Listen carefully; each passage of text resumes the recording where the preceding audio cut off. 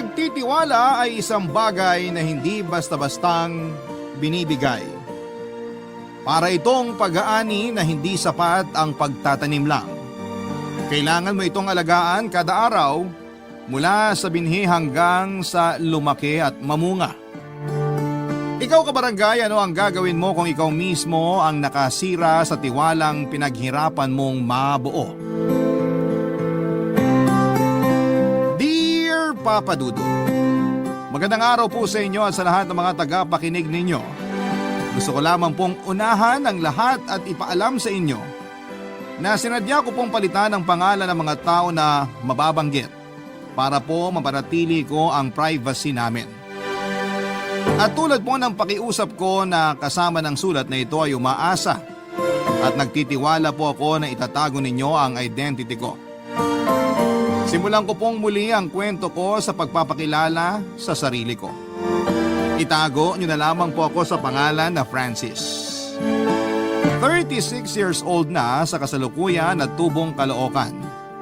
Maaga po akong naulila sa mga magulang kaya natutong dumiskarte at sunggaban ng mga oportunidad sa paligid para makasurvive sa laro ng buhay. Nag-iisang anak ako ng nanay kong pumanaw noong elementary pa lamang ako. Ang papa ko naman ay nagkaroon ng pangalawang pamilya. 1 taon lang mula nang namatay si mama. Hindi na siya umuwi pa sa bahay at hindi na rin ako nagkaroon ng balita tungkol sa kanya. Pinalaki ako ng tita ko pero hindi nagtagal ay pumanaw din po ito. Kaya naman high school pa lamang ay nabuhay na akong hindi umaasa sa iba dahil iniisip kong darating din ang araw na maiiwan akong mag-isa, Papa Dudut. May maliit akong negosyo ngayon. Nagpiprint po ako ng mga tarpaulin, stickers at mga damit. Kapag sinipag ay nagbablog din po ako at kahit na hindi pa man ako gaanong kasikat, ay medyo marami na rin pong nanonood sa mga video ko sa Facebook. At dahil din sa pagbablog ko ay nakilala ko ang asawa ko. Sa maagang pagkawala ng nanay ko ay hinanap ko sa mga babaeng naging girlfriend ko ang pagkakaroon nila ng mother figure sa akin. Huli na nang na-realize ko na lahat pala ng mga nakarelasyon ko ay mas matanda sa akin. Kagaya ng asawa kong tawagin na lang natin sa pangalang Cheska na 5 taon ang tanda sa akin. Ikinasal kami ni Cheska 6 na taon nang nakakaraan. Pero magsisimula ang kwento ko sa unang taon namin bilang mag-asawa. Ayaw muna naming magkaanak noong panahong yon dahil gusto pa naming sulitin ang buhay mag-asawa ng kaming dalawa lang muna, Papa Dudut. Kahit na marami kaming naririnig noon na hindi magaganda ay hindi na lang namin yon pinapansin. Nag-enjoy na lamang kami muna sa pagta-travel at paggawa ng mga bagay na hindi madaling gawin kapag meron ka ng anak. May sariling sasakyan din ang asawa ko kaya hindi na kami nahihirapan para makapunta sa iba't ibang lugar na gusto naming puntahan. Ng mga panahong yon, Papa Dudut.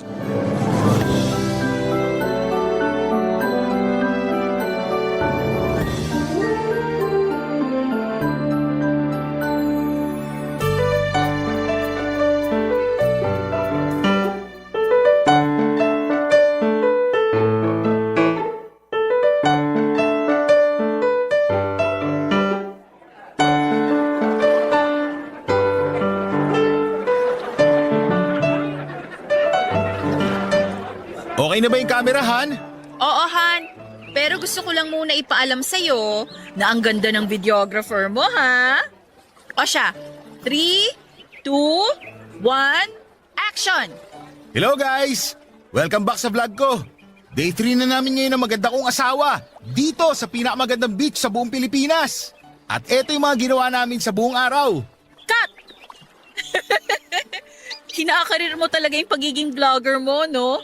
Akala mo naman milyon na yung followers eh. Yan mo naman. Kunwari ka pa dito mo nga nakilala yung pogi mong asawa. Oo na. Pero parang nagsisisi na ako na dito tayo pumunta sa beach na to. Bakit naman? Ikaw kaya ang pumili nito. Sabi ko kasi sa'yo, sa Gimaras na lang tayo eh. Kaso babae dapat yung masunod kaya hindi na ako pumalag nung pinili mo to. Tsaka, last day na natin bukas. Kaya sulitin na lang natin to. Sa bagay, may point ka. Pero nakakahilo kasi panoorin yung dami ng mga tao sa paligid. Nakakailang na nakakahilo. Feeling ko kasi nakatingin silang lahat sa akin. Ano ka ba? Huwag mo silang pansinin. Tsaka ako naman talaga yung tinitignan nila. Siguradong napanood na nila yung mga travel vlog ko. Pero Han, tignan mo yung babae sa bandang kaliwa mo. Yung nakapulang bikini. Kaunting bukaka na lang niya makikita na kaluluwa oh. Tsaka yung isa, yung nakaputing t-shirt na malapit lang sa kanya. Walang suot na bra kaya bumabakat yung katawan. Basa pa yung damit kaya kita yung maitim niyang... Han, panay naman ang titig mo sa iba eh. Saan ka kasi tumingin? Ano ba yan? Natatakot na tuloy ako. Parang ikaw pa yung naghahanap ng chick sa atin eh. Ganon? So, naghahanap ka pala ng chicks. Hindi no? Bakit pa ako manchi-chicks? Eh ang ganda na ng asawa ko. Pero ang totoo, natatakot ako. Baka kasi bumalik yung dating ikaw. Tapos, ipagpalit mo ako sa kapwa mo babae. Huwag mo na isipin yung nakaraan kasi tapos na yun. Ang mahalaga, kung anong meron tayo ngayon. Pwede ka naman tumingin sa iba. Basta tingin lang ha. Ang akin lang, pumunta pa tayo rito kung ako lang din naman pala yung titignan mo. Eh di sana sa bahay na lang tayo. Doon kahit titigan mo pa ako ng nakaubad kung gusto mo. Yan din naman ang mangyayari mamaya pagbalik natin sa kwarto. Antayin mo lang at maganda ka na rin. Wow ha! Nakakatakot naman. Please, wag po. Maawa kayo. Ang cute mo pag ganyan ka. Kung sino pa yung mas matanda, yun pa yung mas isip bata eh. Teka, ano nga ulit yung pangarap mong gawin natin kapag nagta-travel tayo? Pangarap ko? Hello, pangarap mo yun. Pangarap mo kaya na may mangyari sa atin sa iba't ibang parte ng Pilipinas? Babalik na rin mo pa ako, eh ikaw tong panay kalabit pag nasa kwarto tayo. Ako ba? Oo nga no. Maiba ako. Totoo bang natatakot ka na baka pumatol ulit ako sa kapwa ko babae? Oo, yun kasi madalas ko mapanaginipan. Ipinagpalit mo raw ako sa kapwa mo babae. Pero malabo na yun mangyari kasi kung alam mo lang, nakakahiyaman aminin pero patay na patay ako sa'yo. At kung hindi dahil sa'yo, hindi sana ako nagkaroon ng confidence at hindi ko makakamit yung mga bagay na meron ako ngayon. Pero meron din akong kinakatakot na gawin mo. Gusto mo bang malaman kung ano yon? Alam kong napakanega mong tao pero oo naman. Gusto ko malaman kung ano tumatakbo sa isip mo. Natatakot ako na dahil mas matanda ako sa'yo, baka dumating yung araw na ipagpalit mo ako sa mas bata. Taon na lang kasi yung bibilangin at magiging lantang gulay na ako. Ano ba yung iniisip mo, Han? Baka lantang gulay ka naman? Magkakasakit ka ba na maluba para maging lantang gulay ka? Tsaka kahit anong mangyari, malanta ka man, hindi kita ipagpapalit kahit kanino. Bakit naman hindi? Kung ako yung lalaki, maghahanap talaga ako ng mas bata at mas fresh kesa sa asawa kong malapit ng maging senior citizen. Ano ba naman trip yan? Napakalayo pa bago ka maging senior. Saka, mahal kita kaya ako nagpakasal sa'yo. Kaya nga tayo nagta-travel para sumaya eh, hindi para mag-away. Sorry, Han. Hindi ko pa rin kasi maiwasang ma-insecure sa ibang babae, lalo na sa mga mas bata sa akin. Kaya siguro iniisip ko na baka dumating yung araw na ipagpalit mo pa rin ako sa iba. Promise, Han. Hindi mangyayari yun. Sabihin mo nga na mahal mo ko. Mahal kita. Mahal din kita. Papadudot madalas ganon si Cheska. Palagi siyang nag-iisip ng mga negatibong bagay na minsan ay nagiging dahilan ng pagiging malungkutin niya. Pero ginagawa ko naman ang lahat ng makakaya ko bilang asawa para pasayahin siya, Papadudot. Hindi lang kasi insecurity ang problema ni Cheska. Marami pa siyang mga bagay na dinaramdam, lalo na noong bago pa lamang kaming magkakilala. Masyado siyang negatibong mag-isip at palaging depressed. Lagi rin siyang nag-a-assume na pinag-iisipan siya ng masama ng ibang tao, lalo na ng mga lalaki. Isa rin siguro yon sa mga rason kung bakit babae ang nakarelasyon niya bago naging kami. Hindi ko rin naman siya masisisi dahil naging biktima siya noon ng sexual assault. Yun din ang naging dahilan ng mental health problems niya. At ng pagiging man-hater niya, Papadudot. Isa rin yon sa mga dahilan kung bakit hindi pa namin napagdidesisyonan na magkaroon ng anak ng mga panahon na yon. Sinasabi kasi ni Cheska na hindi pa raw siya handang mag-alaga ng bata dahil sa mental health issues niya. At nirerespeto ko naman ang lahat ng yon. Nagbago lang siya noong nakilala niya ako. Ginawa ko ang lahat para patunayan sa kanya na hindi lahat ng lalaki ay magkakapareho. At naging matagumpay naman ako sa bagay na yon hanggang sa kinasal na nga kami. Sa katunayan ay hindi naman sa pagyayabang pero 4 na babae ang nagtangkang umakit sa akin noon kahit na alam nila nakasal na kami ni Cheska pero wala akong pinatulan sa kanila. Papadudot kapag may bagay na makakapagpasaya kay Cheska maliit man o malaki ay ginagawa ko ang makakaya ko para maibigay yon sa kanya. Ganon ko siya kamahal, Papadudot. Hanggang sa dumating yung araw na may nahanap na siyang pwede niyang gawing personal assistant sa trabaho niya. Manager kasi sa isang kumpanya ang asawa ko at marami siyang kailangang asikasuhin. May mga papeles din siya na kailangang basahin at kadalasan nakakalimutan niya ang mga yon. Kaya nang makita ko kung gaano siya kasaya sa pagkakaroon ng katuwang sa trabaho, ay pinakita ko ang buong suporta ko sa kanya, Papadudot.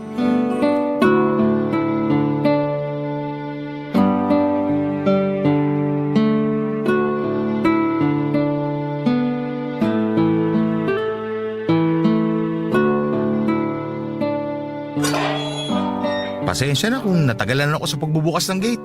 May ginagawa lang kasi ako sa loob. May bisita ka pala. Sana sinabi mo para makapaganda ako ng masarap na merienda. Okay lang, Han. Si Shai pala, bago kong personal assistant. Shai, si Francis, asawa ko. Hello, Shai. Hello din po, sir. Napapanood ko po yung mga vlog nyo. Nakasubaybay din ako sa mga social media accounts nyo. Fan nyo po ako. Talaga? Nakakatuwa naman. Welcome dito sa amin. Tara, pasok na tayo. Pasok, Shai. Huwag kang mahiya. Salamat, ma'am. Pero wala talaga akong hiya. Ganun ba? Ang ganda pala ng bahay nyo, no? Simple lang pero modern yung design. Tamang-tama lang yung laki para sa 2 tao. Pati yung garden nyo dun sa labas. Parang sarap tambayan. Maliit lang tong bahay namin. Pero may guest room kami dito. Ikaw talaga, Han. Sa garden lang naman kami tatambay ni Shai. Hindi mo na kailangan banggitin yung tungkol sa guest room. Ma'am, saglit lang po. Sir, pwede po bang makiselfie sa'yo? Ipagmamayabang ko lang po sa mga kaibigan ko. Sige, okay lang. Saka, Francis na lang itawag mo sa akin. Huwag mo na akong tawaging sir. Tara, selfie na tayo. Thank you po, sir. Francis pala. Napaka-hyper nitong nakuha mong assistant ah. Bagay nga kayo pagsamahin. Alam mo yun, masayahin tapos malungkutin. Magiging balanse kayong dalawa. Hindi na kaya ako malungkutin simula nung makilala kita. Sus! Han, pwede ba kitang makausap sandali? Yung tayong dalawa lang sana. Sige, wait lang. Shai, mauna ka na muna sa garden. Antayin mo na lang ako doon. Maghahanda muna kami ng merienda. Sige po. Salamat ulit, Francis, ha? Nakakatuwa siya, di ba? Yan din yung rason kung bakit gusto ko siyang gawing personal assistant. Kasi unang kita ko pa lang sa kanya, magaan na agad ang loob ko. Saan mo ba siya nakilala? Kapatid siya ng ex ko. Naalala mo ba yung girlfriend ko bago naging tayo? Yung naaksidente? Oo, naalala ko siya. Yung sinabi mo hindi na nakakalabas ng bahay kasi naging bedridden yung nanay nila at siya yung nag-aalaga. Oo, siya yun. Ate yun ni Shai. Nung nakita kong nag-post siya sa Facebook na kailangan niya ng tulong, ayun, kinausap ko siya agad. Okay lang ba sa'yo na siya ang personal assistant ko? Sus! Nagtanong ka pa eh. Alam ko naman kapag nagdesisyon ka, hindi mo na babaguhin. Saka mukhang masaya ka naman kasama siya eh. Kaya masaya rin ako para sa'yo. Pero sana, hindi umabot sa puntong pagseselosan ko na siya. Alam mo namang mas malakas ka pa man chicks kaysa sa akin eh. Hindi, no? Parang ikaw pa tong praning sa atin, ah. Kasal na kaya tayo. Nakatali na liig natin sa isa't isa. Kaya huwag ka nang matakot, okay? Hindi naman sa praning ako o walang tiwala sa'yo ha. Pero hindi naman ako matatakot kung baliwala ka lang sa akin eh. Ayoko mawala ka sa akin. Sus, ayan ka na naman. Pinapakilig mo ko eh. Sweet naman itong asawa ko. O siya, sige, lubusin mo ng pagiging sweet mo. Kunan mo na kami ng merienda. Aba, abusado ah. Pasalamat ka, mahal kita. Anong gusto mo? Soft drink? Juice? Kape? Kape lang, Han. Mahilig din kasi sa kape si Shai. Yung timpla ko ha, alam mo na yun. Oh, kita mo? Sino hindi mapaparaning dito eh? Ilang araw pa nga lang kayo nagkakilala eh. Alam mo na ang hilig niya. Sige, hatid ko na lang mamaya. Alam ko din kulay ng panty niya. Parang tanga naman to eh. Biro lang. Kumalma ka nga, masyado kang praning eh. Papa Dudut, hindi ko maiwasang maghinala na may lihim na relasyon ng dalawa na higit pa sa pagkakaibigan at pagiging magkatrabaho. Lalo pang lumakas ang hinala ko nang may malaman ako sa mga kaibigan kong katrabaho ni Cheska. Madalas daw na lumalabas sina Cheska at Shai na sweet pa sa isa't isa. Kinompronta ko ang asawa ko tungkol sa bagay na yon pero itinanggi niya na may something sa kanila ni Shai at trabaho lang talaga ang dahilan ng paglabas nila. Pero iba na ang kutob ko noon at lalo yung lumakas nang madalas nang ginagabi si Cheska sa pag-uwi at dagdag pa. Kapag nasa bahay siya ay si Shai palagi ang bukang bibig niya. Magkahalong takot, selos at lungkot ang nararamdaman ko noon, Papa Dudut. Alam kong hindi ako perpektong asawa pero ginagawa ko naman ang lahat na makakaya ko para hindi mag-isip ng masama sa akin si Cheska. Samantalang siya ay parang sinasadya niyang maging ganon ako sa kanya. Ang tiwala ko sa asawa ko ay napalitan na ng duda. Napalitan ng takot yung confidence ko sa relasyon naming dalawa. Hindi na ako makapag-focus sa mga gawain ko noon, kaya naman pinahawa ko muna ang printing business ko sa kaibigan ko. Naging madalang na rin ang pag-upload ko ng videos sa social media. Kapag may fan ako na nagtatanong sa akin, sinasabi ko na lamang na busy ako sa negosyo. Kahit ang totoo ay problemado ako at wala akong mapagkwentuhan ng tungkol sa aking pinagdadaanan na yon, Papa Dudut. Barangay Love Stories. Barangay Love Stories. Mayroong isang araw, Papa Dudut, na sumama sa business meeting ng kumpanya nila si Cheska. Magtatagal daw sila doon ng 2 linggo, Papa Dudut. Hindi pa rin nawawala ang takot ko noon dahil iniisip kong magkasama na naman sila ni Shai. Pero imbes na magmukmok ay sinamantala ko na lamang ang pagkakataon para maglinis at mag-ayos ng mga sirang gamit sa bahay habang nagva-vlog. Marami akong na-accomplish, Papa Dudut, kabilang ng pag-aayos ng tumutulong lababo, mahinang pressure ng mga gripo at pagpapalit ng mga bumbilyang mahina na ang ilaw. Buong linggo akong ganon at nang matapos ko na ang lahat ng mga gawain, ay doon ko naisipang magpahinga, Papa Dudut. Uminom ako para mag-relax. Dahil sa pinaghalong pagod at kalasingan ay nakatulog ako buong umaga kinabukasan. Hapon na nang maisipan kong bumangon at buksan ang cellphone ko. Doon na bumungad sa akin ang mga text and missed call galing kay Cheska. Pagbuksan ko raw si Shai na nasa labas daw ng bahay dahil may kukuning mga papeles. Oras na ang lumipas bago ko nabasa ang mga message ni Cheska mula sa huling text niya. Saka may mag-aalas 5 na rin ang hapon noon. Kaya inisip ko na umuwi na si Shai sa pagkainip. Naglinis na ako ng katawan noon at nakanood ng videos sa Facebook nang marinig ko ang sigaw mula sa labas. Medyo mahina lamang yon pero nang binuksan ko ang bintana at sinilip ang gate ay nagulat ako nang makitang nasa labas pa pala si Shai kahit na bumubuhos na rin noon ang ulan, Papa Dudut.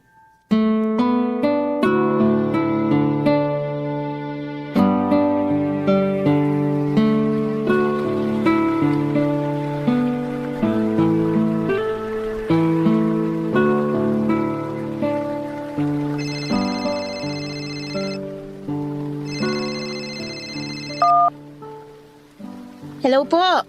Hello, Shai. O ano, nasa loob ka na ba ng bahay? Wala pa po pero nakita na ako ni sir. Narinig niya na po ako. Nakatulog po yata siya kaya ngayon lang niya narinig yung pagtawag ko. Ganun ba? Pasensya na kung natagalan ka sa paghihintay ha. Naku ma'am, okay lang po. Eto na po siya. Bubuksan na po niya yung gate. Sige, Shy. Basta yung bilin ko sa'yo, ha? Opo ma'am. Update ko na lang po kayo mamaya. Okay, salamat. Bye. Bye po. Shay, kanina ko pa pala naghihintay. Umuulan pa naman. Pasensya ka na ha.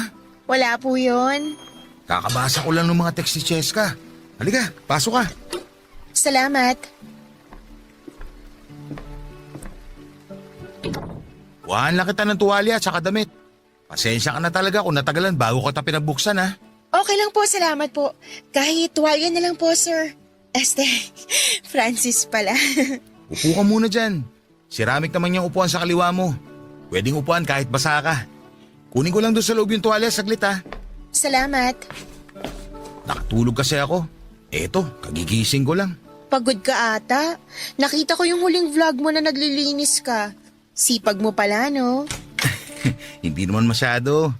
Wala kasi si Cheska kaya naisipan ko magsipag kahit medyo kunwari lang. Mukhang nakasubaybay ka talaga sa akin ha. Nga pala, akala ko kasama ko dun sa sinasabi ni Cheska na business meeting ba yun na 2 linggo?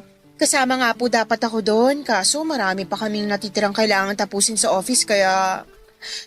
nagpaiwan na lang ako. Para konti na lang yung trabaho ni ma'am pagka-uwi niya. Masipag ka rin pala eh. Oo, sir. Malaki kasi utang ng loob ko kay Ma'am Cheska. Tinulungan niya kasi yung pamilya namin nung namatay si ate at na-ospital naman si mama. Parang hindi ko alam yun ah. Kaya gagawin ko po lahat para hindi siya madismaya sa akin. Anyway, ito na pala yung tuwalya saka extra na damit ni Cheska. Ayun yung CR sa tabi ng kwarto. Kung gusto mo na mas private, pasok ka sa kwarto namin. May CR doon. Salamat po, pero hindi ko naman kailangan ng privacy. Kahit nga dito na ako magbihis eh. Ha? Joke lang. Hindi ko alam na mapagbiro ka pala. Sige, magbihis ka na. Nakikita ko na kasi yung kaluluwa mo sa basa mong damit eh. Ano po? Wala, biro lang yon. Ay, joker ka rin pala. Pwede bang magpasama sa kwarto ni Ma'am Cheska? Doon daw kasi nakalagay yung papeles na pinapahanap niya sa akin eh. Doon na lang din ako magbibihes. Okay. Liga, sumunod ka sa akin. Matanong ko lang, may boyfriend ka na ba? Wala po. Simula nung naging bedridden si Mama, nawalan na rin ako ng oras para sa mga ganyan. Hanggang sa namatay na lang siya. Parang naisip ko na lang din na hindi para sa akin yung boyfriend na yan. Ganun ba? Sorry sa nangyari sa mama mo. Ito nga pala yung kwarto namin. Pasok ka na lang sa loob. Ayun yung CR. Dito lang ako sa labas ng kwarto. Tawagin mo lang ako kung may kailangan ka pa. Ay, hindi mo ako sasamahan sa loob? Ha? Bakit naman kita sasamahan? Kaya mo na yan. Ibig ko kasing sabihin, baka may mawalang gamit dito sa loob ng kwarto nyo. Ayoko namang mapagbintangan kaya mas mabuting kasama kita sa loob. Akala ko naman kung ano na. Sige, samahan na kita.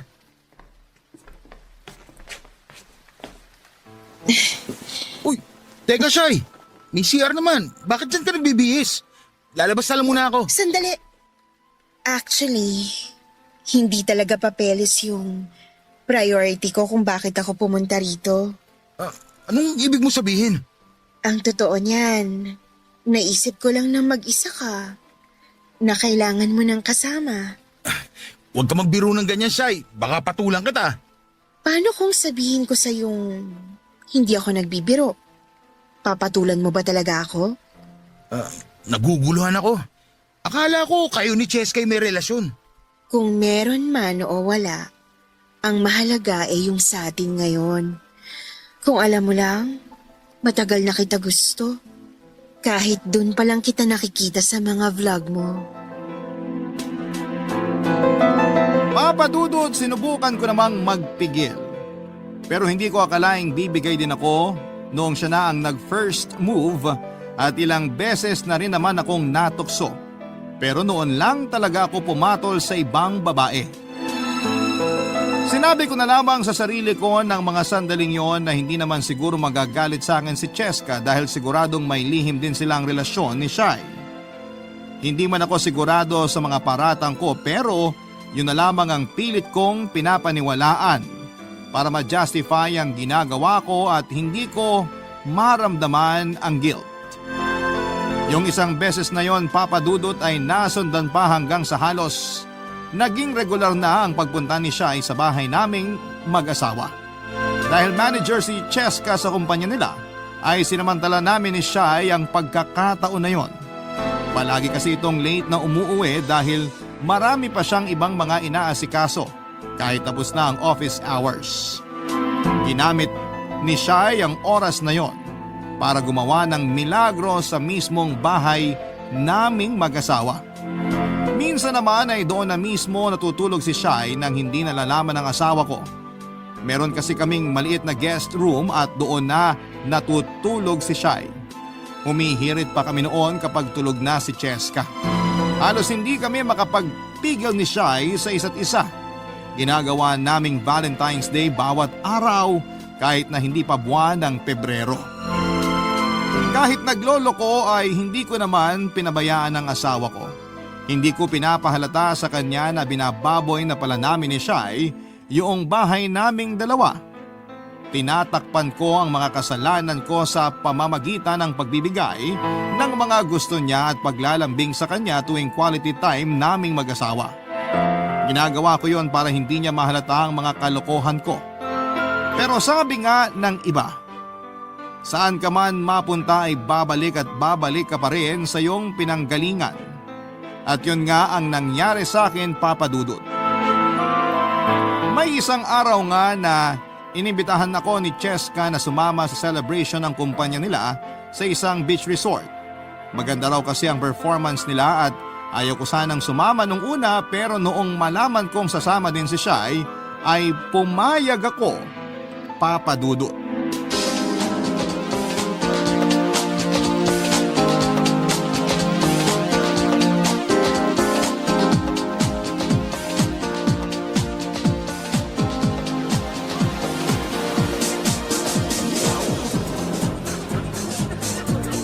Ma'am, mag-CR lang ako Sige lang.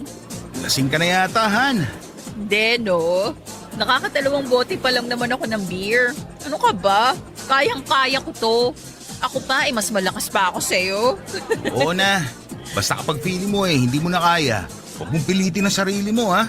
Pinagsasabihan ako ng asawa kong nakapitong bote na. Han, hindi pa ako lasing, no? Halata naman sa boses ko, Hayaan mo na ako. Masaya lang kasi ako. Alam ko na hindi mo ako lolokohin at ipagpapalit sa mas bata sa akin. Kaya, may rason ako na magsaya.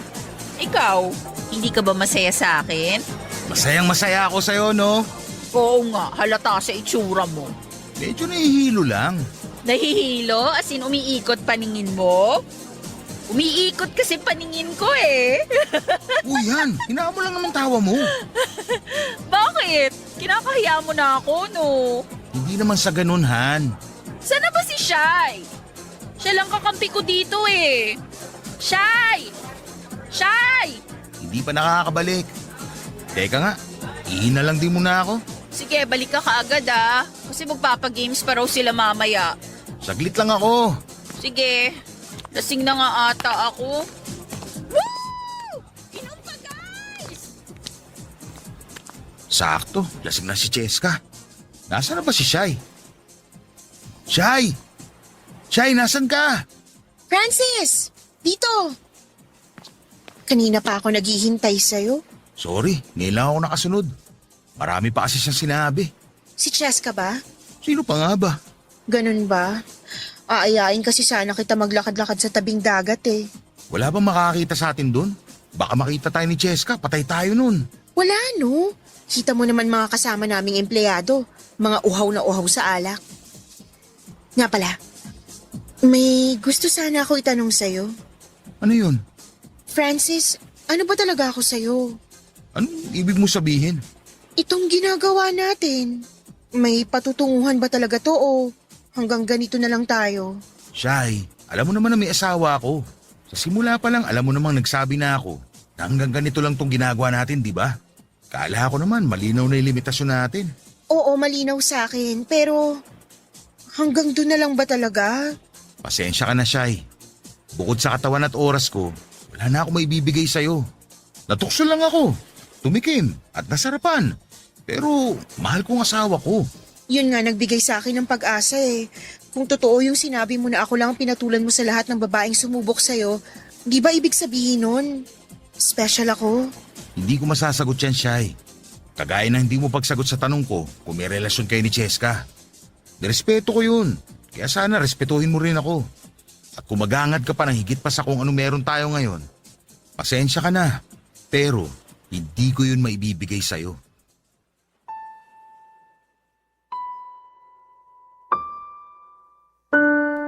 Papa Dudut, hindi ko akalaing may marirealize ako ng gabing yon.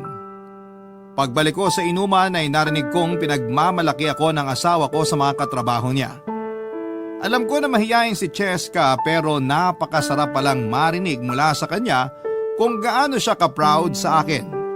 Pero hindi ko rin maiwasang mag-guilty kapag naiisip kong hindi totoo yung mga pinapaniwalaan niya. Sa kabila ng nararamdaman kong guilt noon, ay may nangyari pa rin sa amin ni Shai ng gabing yon. Dala na rin siguro ng epekto ng alak na nainom ko. Naunang makatulog si Cheska kaya nagkaroon ako ng pagkakataon na puntahan si Shai sa kwarto niya. Hindi ko alam, pero dahil na rin siguro sa kalasingan, kaya nag-iba ang galaw noon ni Shai. Mas naging wild siya at mas gusto niya na sinasaktan ko siya habang ginagawa namin yon. Pero dahil hindi ko gusto yon ay nadismaya siya sa akin, Papa Dudut. Sa kabila ng saya na nararamdaman ko ng katawan ko habang ginagawa namin yun ni Shai, mabigat naman ang dibdib ko dahil sa kabilang banda ay nakukonsensya din po ako. Kung iisipin ko lang noon ay masasabi ko na wala naman talagang relasyon sina Cheska at Shai kagaya ng hinala ko. Siguro pinipilit ko lamang ang sarili ko na paniwalaan yon para may dahilan ako na magloko. Nang gabing yon ay na-realize ko na ayaw kong mawala si Cheska sa akin. Ayaw ko na rin gumawa ng mga bagay na ikakasira ng relasyon namin. Kaya napagpasyahan ko na yun na ang huling beses na may mangyayari sa amin ni Shai. Papa Dudut.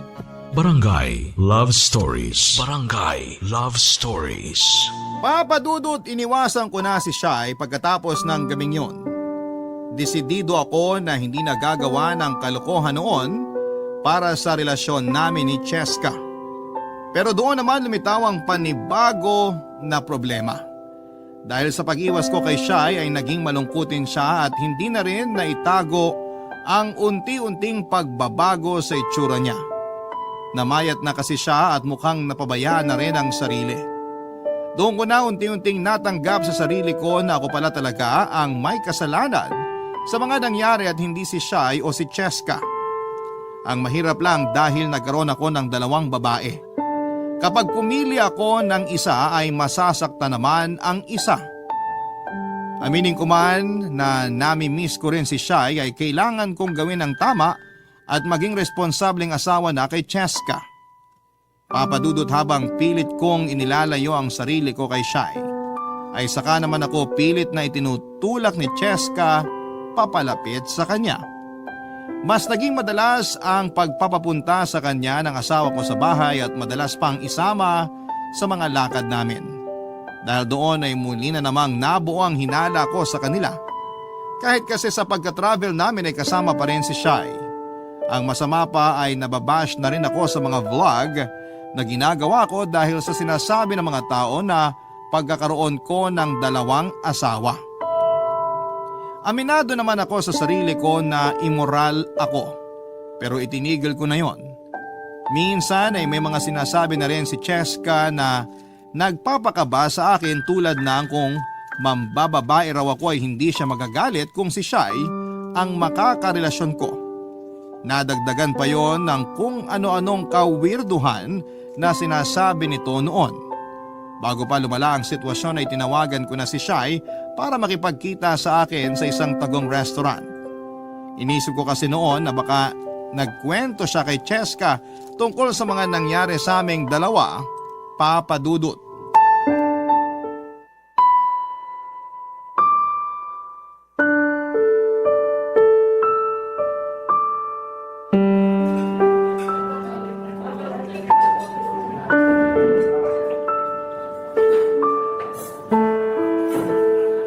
Kumusta? Nangungumusta ka pa eh. Halos sabay ka na nga patirahin ng asawa ko. Bakit ka nagagalit? Nung ginawa mo akong kabit, halos dun mo na rin ako patarihin sa guest room nyo. Kalimutan na natin yun. Kasalanan ko. Pero ginagawa ko naman lahat para bumawi sa kasalanan ko. Pero ikaw, hindi ko alam kung ano trip mo. Anong pinagsasasabi mo? Akala mo hindi ko alam? Teka lang, ano bang ibig mo sabihin? Balak mo yata na sirain kami mag-asawa eh. Pagkatapos mo ko landiin, si Cheska naman ngayon. Yan. Diyan ka magaling. Kapag may iniisip ka kasing bagay, kala mo yun ang totoo. Wala ka namang alam. Wala nga akong alam. At hindi ko talaga malalaman kung hindi mo sasabihin. Kaya sa huling pagkakataon, tatanungin kita. May relasyon ba kayo ng asawa ko? Wala. Wala kaming relasyon ni Ma'am Cheska. Walang nangyayari sa amin at mas lalong hindi ako tibo. Kaya kung sino man nagsabi sa'yo ng mga bagay na yan, please lang, huwag mong paniwalaan. Sigurado ka? At bakit ko naman lolokohin sarili ko?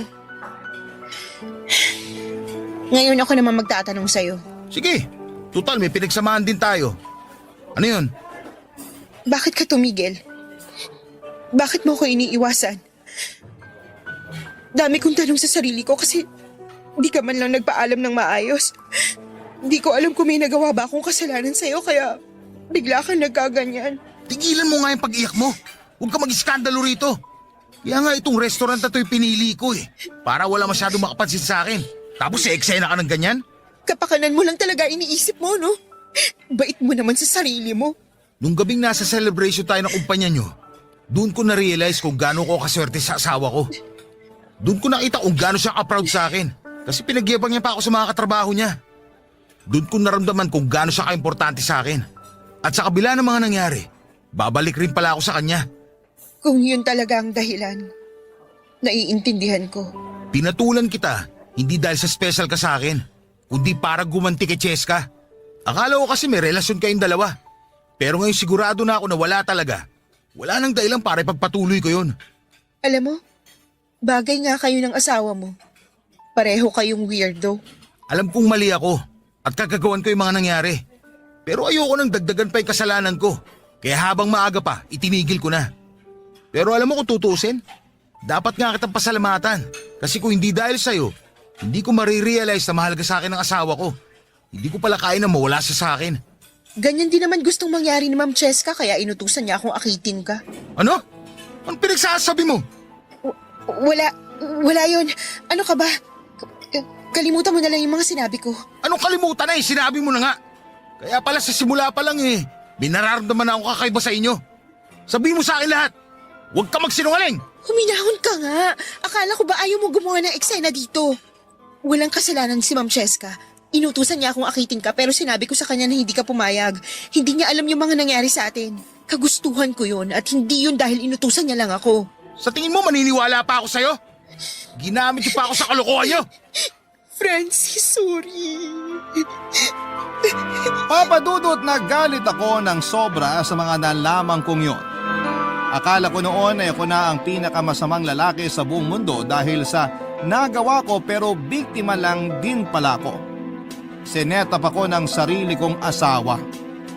At kung ano man ang rason niya ay hindi ko na inalam pa. Sinubukan pa noon ni Shai na magpaliwanag pero hindi ko na yon pinakinggan. Pagkarating ko sa bahay ay nag-impake agad ako ng mga damit at umalis. Blinak ko si Cheska sa mga social media account ko at nakituloy muna sa kaibigan ko na nakatira, hindi kalayuan sa bahay namin. Siya yung kaibigan ko na pinagkakatiwalaan ko noon sa printing shop business ko. Papadudot hindi pala maganda sa pakiramdam yung niloko. Sobrang bigat pala sa dibdib. Nagtataka man pero nirespeto na lamang ng kaibigan ko ang pagsarili ko sa problema ko at hindi pagkukwento. Binata pa ang kaibigan kong yon kaya walang naging problema ang pagtuloy ko sa kanya. Dahil doon ay nagkaroon pa ako ng mas maraming oras para makapag-isip-isip. Pero kahit pigain ko ang utak ko ay wala akong maisip na dahilan para gawin sa akin yon ni Cheska. May pagkakataon nga noon na gusto ko na lamang siyang tanungin ng harapan.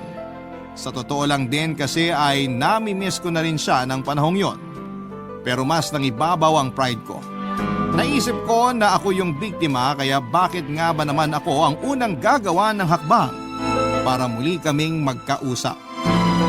Isang linggo rin akong nanatili sa bahay ng kaibigan ko hanggang sa dumating yung araw na si Cheska na mismo ang sumubok na makipag-usap sa akin. Nalaman niya siguro na doon ako pansamantalang nakatira dahil nakita niya sa mga vlog ko. Sinundo niya ako at pinauwi sa bahay namin para pag-usapan ang problema, Papa Dudut.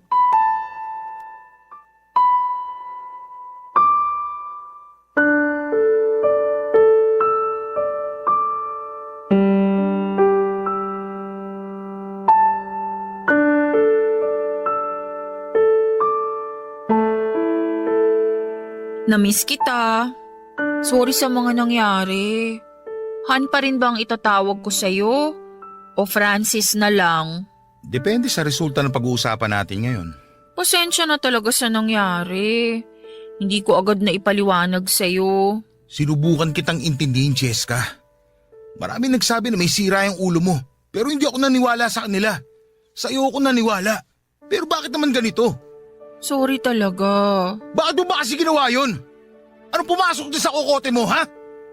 Alam mo, sa totoo lang, ayoko maniwala sa sinasabi ni Shai. Pero ramdam ko para may kakaiba. At walang matinong babae na mag-uutos na akitin yung asawa niya. Wala, Cheska! Francis, hindi ako baliw. Anong tawag doon sa ginagawa mo? Di ba kabaliwan yun? Hayop na pag-iisip yan. Hindi naman... Tapos ano? Kapag kumagat ako sa tukso, palalabasin mo na ako yung masama. Kung ginawa mo lang yun para maging malaya ka na, sana nagpaalam ka na lang. Hindi pinagmukha mo pa akong tanga. Hindi yun ganun. Pasensya ka na. Kasalanan ko kasi pinaglaruan kita. Talagang kasalanan mo. Baka naman kagagawan mo rin yung katrabaho mo na nangakit sa akin noon. Pati siguro yung mga fan ko sa... Oo, pero... Ano? Ayop na yan. Di namin mo rin. Ipinagmalaki mo pa na hindi ako pumatol. Pero paana mo rin naman pala yun. Lakas mo makagago, Cheska. Francis, magkaiba yung nangyari noon at ngayon. Ako naman ang pakinggan mo, please. Papahinga kita tapos ano? Mamanipulahin mo rin ako kagaya ng ginawa mo sa iba? Kung alam ko lang sana na ganito yung kainat na relasyon natin. Magsisisi ka bang pinakasalan mo ko? Hindi ko alam. Hindi ko na alam sa totoo lang. Alam mo naman na insecure ako, di ba? Mahilig mag-self-pity, negatibo mag-isip, depressed at kung ano-ano pa. Akala ko ba tanggap mo ko? Oo, tinanggap ko kung ano ka dati. Pero alam mo rin na ginawa ko lahat para matulungan ka. Para bumuti ka. Sorry, Han. Sorry. Ginawa ko lang naman yun para i-test yung loyalty mo. Pero tuwing nagkukwento sila kung paano mo sila hinindian, mas lalo akong nahuhulog sa'yo. At sa tingin mo nakakatuwa yon? Pero si Shai, iba siya. Inutusan ko siyang akitin ka kasi akala ko kakagat ka. At nung sinabi niya sa akin na hindi ka pumayag, magkahalong lungkot at saya yung naramdaman ko. Masaya ako na humindi ka, pero nalungkot din ako sa parehong rason. Ha? Anong ibig mo sabihin? Francis, gusto kong maging bahagi ng buhay natin si Shai. Gusto ko siyang kasama. Gusto ko siya. Pero hindi pwede kasi kasal ako sa'yo at pareho pa kaming babae. Ano bang klase pag-iisip meron ka? Anong pantasya yan? Yes ka naman. Para sabihin ko sa'yo, nagsinungaling si Shai. May nangyari sa amin. O ano? Natahimik ka? Pumatol ako sa kanya. Pumatol ako kasi akala ko may relasyon kayo. Pinatulan ko siya para maagati sa'yo. Pero alam mo kung ano yung mas malala? Hindi lang isang beses may nangyari sa amin. Marami. At dito pa mismo sa loob ng bahay natin. Alam ko, Han. Alam ko lahat pero nagbulag-bulagan ako.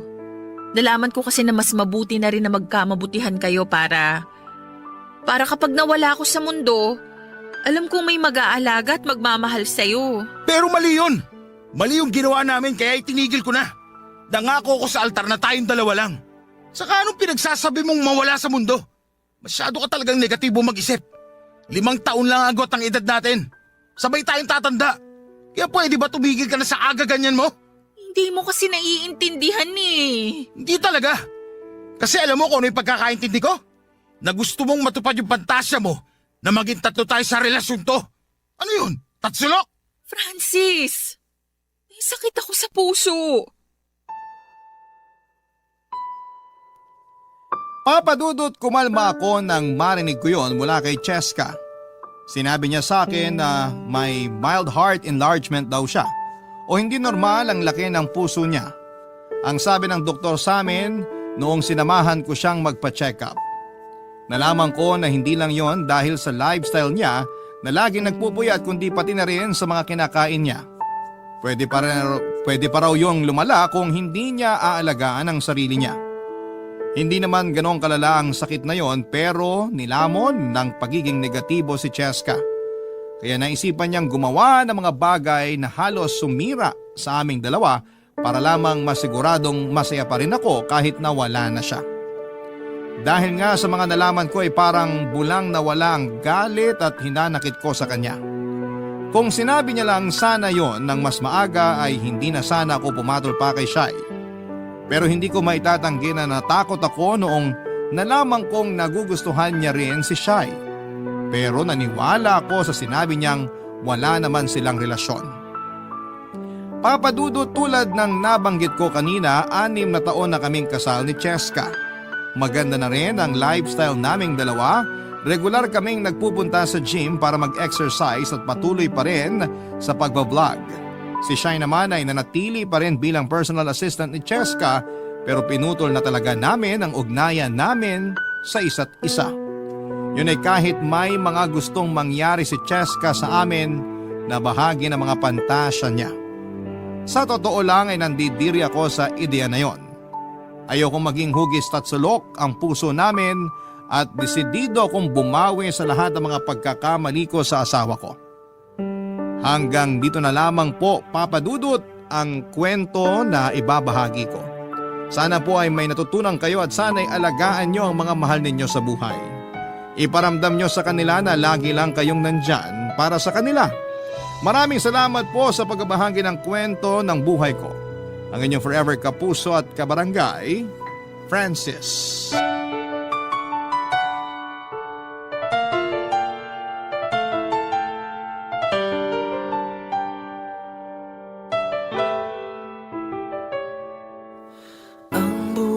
Ay mahiwaga, laging may lungkot at saya. Sa Papa Dudut Stories, laging may karamay ka.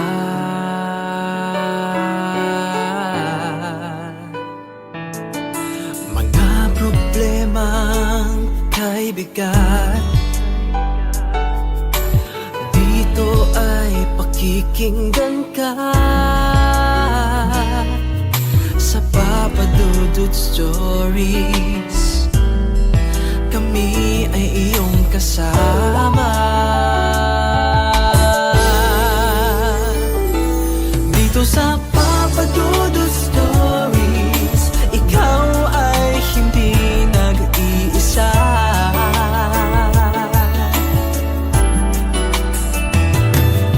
Sa Papa Dudut Stories, may nagmamahal sa'yo. Papa Dudut Stories, Papa Dudut Stories, Papa Dudut Stories. Walang sinuman ang mabubuhay nang hindi kasama ang pamilya. Yun ang sabi ng karamihan. Kaya ang iba sa atin ay sagad kung makapagbigay ng tulong para sa ikagiginhawa ng lahat ng parte nito. Ikaw, kabarangay, hanggang saan ang kaya mong isakripisyo para sa pamilya mo? Madalas na umiikot ang malaking parte ng buhay natin sa ating pamilya. Yung iba nga sa atin ay sila ang ginagawang mundo at sa kanila na umiikot at inuubos ang bawat oras ng buhay natin. Pero ang sabi ng iba, ang pagtulong daw, kahit pa sa pamilya ay dapat na may limitasyon. Dahil ang enerhiya at oras ng bawat isa sa atin ay palagi ring may hangganan. Dear Papa Dudut, tawagin niyo na lamang po ako sa pangalang Annalyn, 34 years old at nagtatrabaho bilang supervisor dito sa isang department store sa Batangas. Palagi talaga ako nakikinig ng inyong programang Barangay Love Stories at umaasa ako na sana'y marinig ko ring umere sa inyong radio station ang sulat kong ito. Alam ko kasi na libo-libo ang mga tao na nagpapadala ng sulat sa inyo at kung sakali man na pala rin akong mapili itong sulat ko ay makapag-iiwan din sana ng aral ang kwentong ibabahagi ko sa araw na ito. Papadudod panganay ako sa 7 magkakapatid at kaugalian na nga ata ng karamihan sa atin na umasa na ang panganay ang makapagbibigay ng magandang buhay sa buong pamilya. Ang panganay na anak ang palaging may pinakamalaking responsibilidad sa lahat. Dahil yon ang nangyari sa akin noon, Papa Dudut. Bago namatay ang tatay ko, palagi niyang sinasabi na kailangan ko raw mag-aral ng mabuti dahil ako raw ang makapag-aahon sa pamilya namin mula sa kahirapan. Nasa 3rd year high school ako nang mamatay siya nang dahil sa komplikasyon sa diabetes.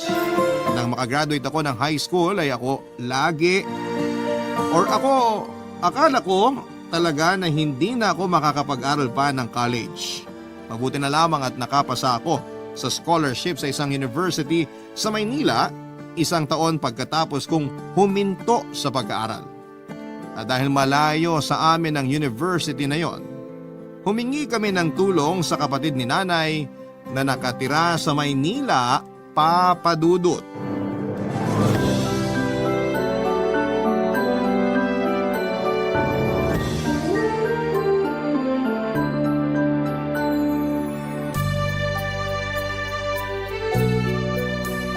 Nay, ang laki po pala ng bahay ni Tita Malu, no?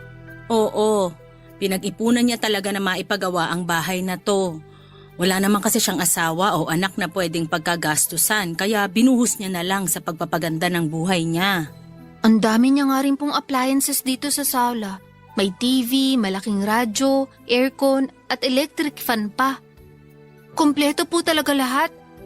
Tsaka nakita niyo po yung refrigerator dun sa may kusina kanina? Ang laki po, Nay. Sigurado po ako na maraming laman na pagkain yun. Kaya nga magpapakabait ka dito, ha? Huwag kang magiging pasaway sa Tita Malu mo. Nakakahiya sa kanya kasi makikitira ka dito sa malaking bahay niya. Huwag po kayong mag-alala. Kasi alam niyo naman po kung gaano ako kasipag pagdating sa mga gawaing bahay. Nandito na ang merienda nyo ni Annalyn, ate. Pasensya na at medyo natagalan ako sa pag-iinit nitong ginataang bilo-bilo sa katuron. Ayos lang, Malu. Hindi ka na nga dapat nag-abala pa kasi aalis din naman ako kagad. Hindi naman pwede yun kasi minsan ka na nga lang pumunta dito sa bahay ko eh. Hinatid ko lang naman kasi talaga si Annalyn dito.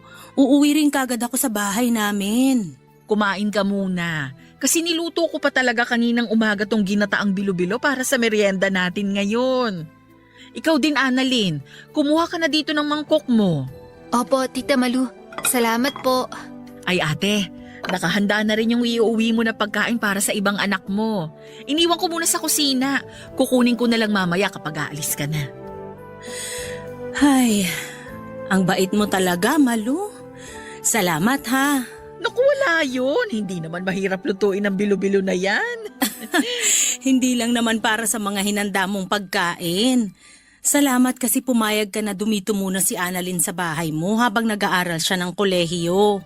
Ayos lang kasi wala naman akong ibang kasama dito sa bahay. Salamat din kasi ikaw pa talaga ang magbibigay ng allowance sa anak ko para hindi na siya mag-working student.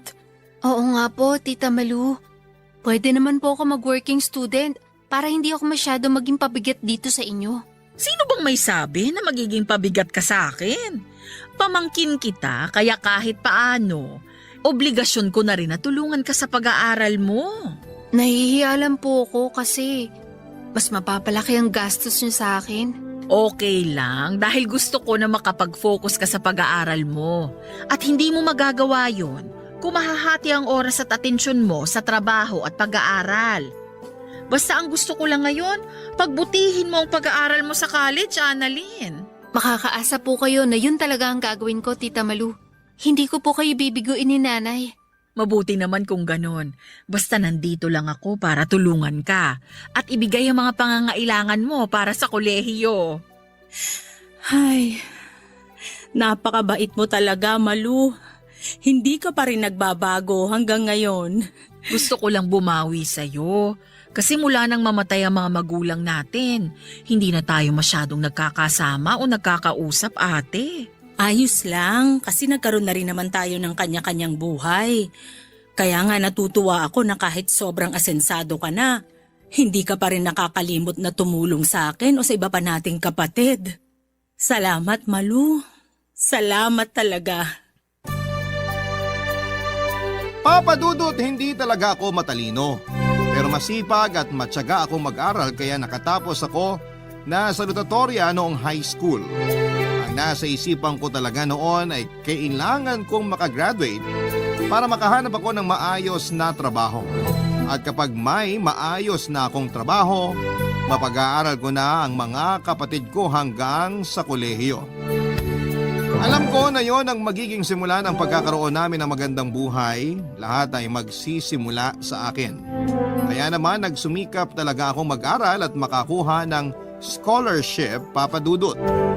Kaya lang kahit may academic scholarship na ako, may iba pa rin akong kailangang pagkagastusan na hindi maibibigay ni Nanay dahil maliit ang kinikita niya sa pagbabantay ng tiyangge sa lugar namin. Si Tita Malu na kapatid niya ang naisip niyang pwedeng makatulong sa amin.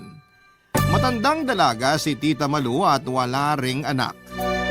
Makikitira ako sa bahay niya at bibigyan niya ako ng allowance kapalit ng pag-aasikaso ko ng mga gawaing bahay. Wala namang problema sa akin yon dahil gusto ko talaga makapagtapos ng pag-aaral ko, Papa Dudut.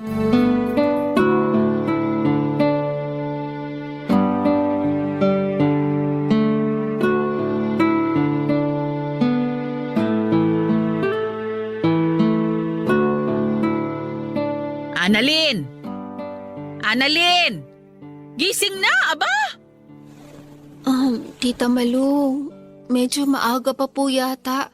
Kasi madilim pa po sa may labas ng bintana. Anong maaga pa? 5:30 na, kaya bumangon ka na dyan. Pwede po bang 6:00 na lang ako bumangon? Medyo napagod din po kasi ako sa biyahe namin ni Nanay kahapon. Ay, hindi pwede! Bumangon ka na dyan at marami ka pang gagawin. Pero Tita Malu... Annalyn, umayos ka dyan. Hindi ka pa nagtatagal dito sa bahay ko, nagiging pasaway ka na kaagad? Hala, bilisan mo't bumangon ka na dyan. Halika na, lumabas ka na ng kwarto. Sige po, Tita.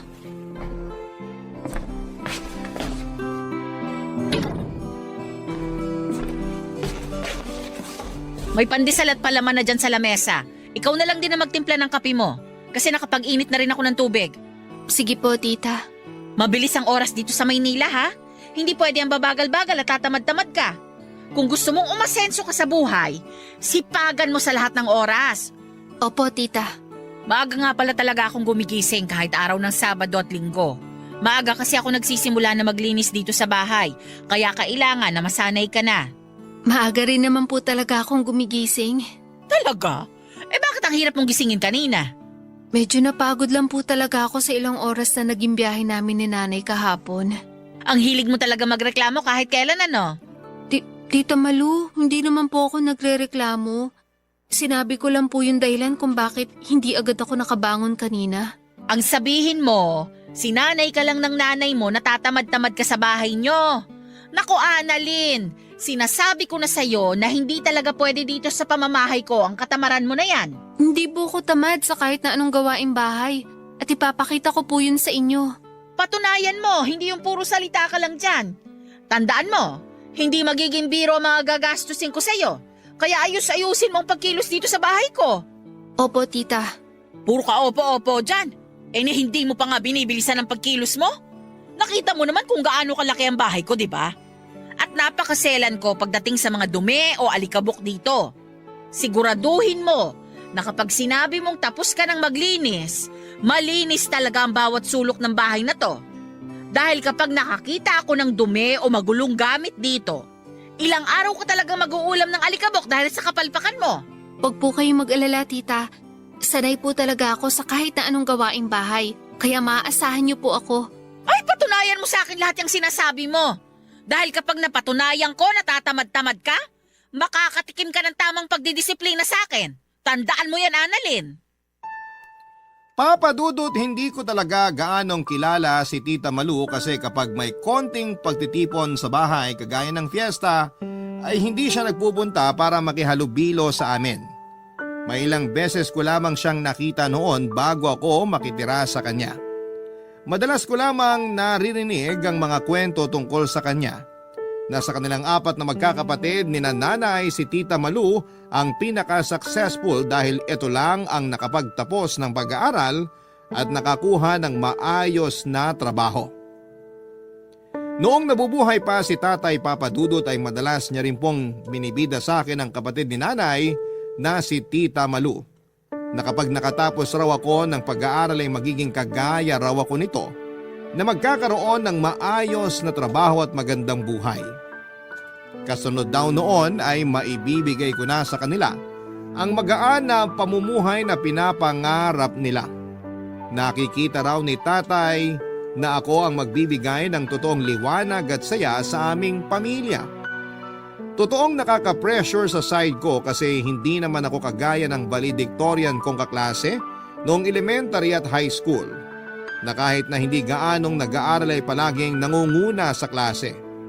May ilang beses din na from top 2 ay nagiging top 3 or top 4 na lamang ako sa klase namin noong elementary.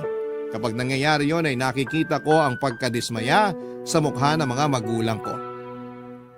Kaya naman ginagawa ko ang lahat para kahit papaano ay makahabol sa mataas na grade sa klase.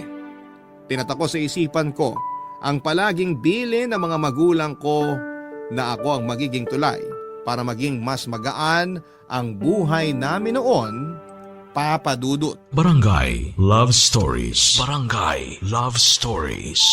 Papa Dudut, nang makagraduate ako noon ng high school at sabihin ni nanay na hindi muna ako makapagkolehiyo dahil hindi niya kaya ang gastusin. Ang sabi ko ay gagawa ako ng sarili kong paraan para makapagpatuloy ng pag-aaral. Sa mahigit 1 taon na hindi ako nag-aral noon, tumulong ako sa pinsan ko sa pagtitinda ng mga kakanin at sa mga araw na hindi kami nagtitinda ay sumusubok ako na mag-apply sa mga university na nababalitaan ko na nagpapa-exam para sa scholarship. Hanggang sa makapasa na nga ako ng full academic scholarship sa isa sa mga pinag-eksaman ko sa munisipyo. Pumunta kasi kami doon sa munisipyo ang ilang mga estudyante at staff mula sa university sa Maynila para magpa-exam sa mga gustong magkaroon ng scholarship. At sa awa naman ng Diyos ay naipasado ko ang exam at umabot ang score ko para makakuha ng full scholarship. Yun talagang kailangan ko, full scholarship. Ang tanong kaagad noon ni nanay nang sabihin ko sa kanyang tungkol sa pagkapasa ko sa scholarship qualifying exam ay paano raw ang magiging ibang gastusin ko, Papa Dudut. Hindi niya raw kakayanin na maibigay yon, lalo na nga at malayo sa lugar namin ang Maynila. Nalungkot talaga ako noon dahil pakiramdam ko ay hindi sinusuportahan ni nanay ang mga pangarap ko. Ang pangarap ko na makapagtapos ng pag-aaral. Hanggang sa isuggest niya sa akin na doon na lamang ako makitira muna kay Tita Malu na noon ay nakausap na rin daw niya. Nagkita raw kasi sila sa lamay ng isang pinsan nila at nasabi niya ang tungkol sa pagkapasa ko sa scholarship. Kay Tita Malu raw nang galing ang ideya na makitira ako sa kanila at manilbihan kapalit ng pera na ibibigay niya sa akin at panggastos sa eskwelahan, Papa Dudut.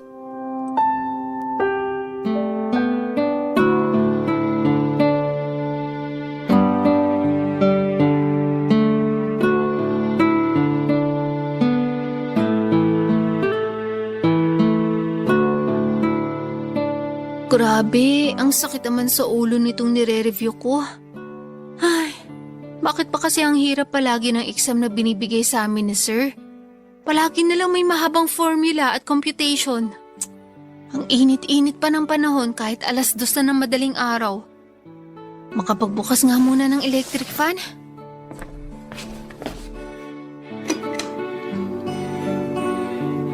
Ayan, grabe. Kahit paano nabawasan ang init dito sa sala. Nakakadagdag kasi ito ng sakit ang ulo ko.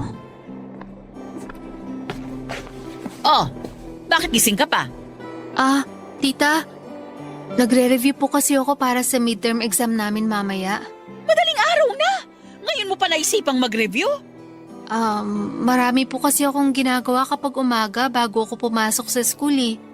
Pati na rin po kapag kakauwi ko lang dito sa bahay. Inuuna ko po lahat ng gawain dito na kailangang asikasuhin. Bakit hindi mo ayusin ang schedule ng mga gawain mo dito sa bahay? Para hindi mo na kailangan gumising na maaga at mag-review. Huwag po kayong mag-alala sa akin. Kasi ayos lang naman po sa akin na madaling araw ako nagre-review. Mas nakakatulong nga po yun na mas matandaan ko yung mga inaaral ko. Okay lang po sa akin na magpuyat para sa pagre-review ko. Sino bang may sabi na yan ang inaalala ko? Po? Ang pagtaas ng bayarin natin sa kuryente ang iniisip ko, Annalyn. Kasi sa halip na nakakapagtipid tayo, gising ka pa ngayon at gumagamit ng ilaw at electric pan dito sa sala. Tita, kabubukas ko pa lang naman po ng electric fan. Huwag ka nang magdahilan dyan. Hindi kasi ikaw yung nagpapakahirap na magtrabaho para mabayaran ng bilis dito sa bahay. Kaya wala kang pakialam kahit tumaas pa ang bayarin natin sa kuryente. Hindi naman po sa ganun.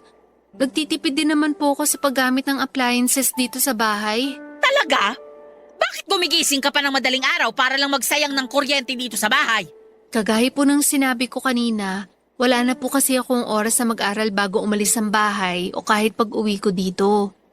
Masyado rin po kami maraming ginagawa sa school, kaya hindi ko maisingit ang pagre-review kapag nandun ako. Ito lang po talaga yung oras na nakikita ko para makapag-review ako ng maayos. Kaya ayos lang sa'yo na tumaas ang bayarin natin sa kuryente? Okay lang sa'yo na ako naman ang mahirapan na magtrabaho para lang mabayaran ang perwisyo na ginagawa mo dito sa bahay ko? Hindi naman po sa ganun. Kasi sa totoo lang... Alam mo, Annalyn, sana makaramdam ka naman ng kahit konting hiya sa akin. Kasi hindi ko pinupulot ang pera na binibigay ko para magamit na allowance mo. Lalo na mga pambayad ng bilis dito sa bahay. Magkusa ka naman sanang magtipid. Hindi yung paulit-ulit ko nalang pinapaalala sa'yo na hindi madali ang buhay. Hindi ka pinanganak na mayaman, kaya hindi ka dapat nagfe-feeling mayaman. Paghirapan mo ang bawat butil ng kanin na kinakain mo, pati na ang bawat paghinga na ginagawa mo dito sa loob ng pamamahay ko. Alam ko naman ang magiging lugar ko sa pamamahay ni Tita Malu, Papa Dudut. Sa panahon na mataas ang presyo ng mga bilihin ay wala na talagang libre kahit pa sa mga kadugo o kamag-anak mo. Lahat ng bagay ay kailangan mong pagsumikapan na makuha. Kasama na nga doon ang pagtira ko sa bahay ni Tita Malu, Papa Dudut. Pagpapakain niya sa akin at pagbibigay ng pera na panggasto sa eskwelahan. Lahat yon ay kailangan kong pagsumikapan at ang paninilbihan sa kanya ang kapalit ng mga bagay na ibinibigay niya para sa akin. Hindi ko lang din talaga inaasahan noon yung magiging pagtrato niya sa akin, Papa Dudut. Madalas kasi kapag kinukwento siya sa akin ni nanay at ni tatay, yung tungkol lang sa pagiging successful na tao ni Tita Malu. Hindi nga raw ito masyadong nakakapunta sa mga maliliit na salo-salo dahil palaging nasa trabaho ang oras nito.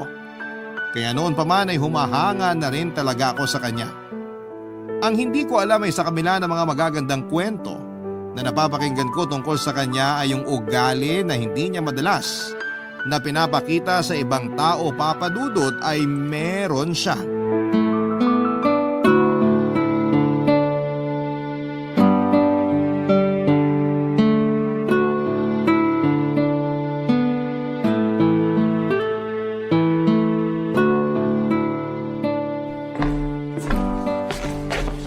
Eto na ang kape mo, ate.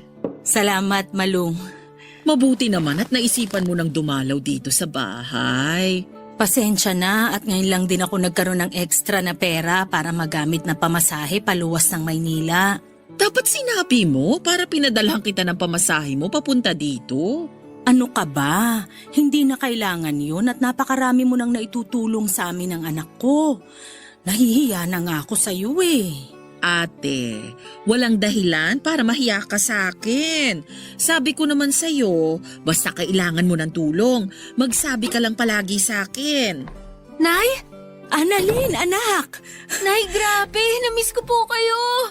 Payakap nga po! Namiss din kita, anak. Miss ka na namin ng mga kapatid mo. Ay, maupo ka muna dito sa sofa at mukhang pagod ka rin sa biyahe mo. Medyo nga po, kasi ang layo ng nilakad ko mula dun sa may kanto. Naku, naglakad ka pala mula dun sa babaan ng jeep? Opo, Tita Malu. Ay bakit hindi ka nalang sumakay ng tricycle? Nagtitipid po kasi ako, Tita. Mabuti naman at naisipan mo nang gawin yan. Alam mo kasi, sa totoo lang ate, medyo magastos pala tong si Annalyn. Palagi niyang nauubos ang allowance na binibigay ko sa kanya. Kahit sinusobrahan ko na nga yung binibigay ko, wala pa ring natitira. Kaya madalas ko tuloy siyang masermonan tungkol sa paghawak at paggamit ng pera. Alam ko na hindi ako ang nanay niya, pero hindi ko lang maiwasan na mapagsabihan siya ate. Ayos lang, Malu. Naiintindihan ko kasi para naman din kay Annalyn ang ginagawa mo. Yan din ang palagi kong sinasabi sa kanya. O siya, maiwan ko na muna kayo dyan. Magluluto lang ako ng ulam para sa hapunan natin. Naku, Malu, aalis na rin naman ako mamaya. Huwag ka nang mag-abala pa. Dito ka na maghapunan ate. Bibilisan ko ang pagluluto para maaga tayong makakain. Ikaw na muna mag-asikaso sa nanay mo, Annalyn. Ako nang bahala sa pagluluto sa kusina. Tatawagin ko na lang kayo kapag kakain na tayo, ha? Sige po, Tita Malu. Salamat po. Kamusta ka naman dito, anak? Ayos naman po ako dito, Nay. Sigurado ka? Opo. Para kasing medyo nangangayayat ka. Saka ang lalim ng eye bags mo.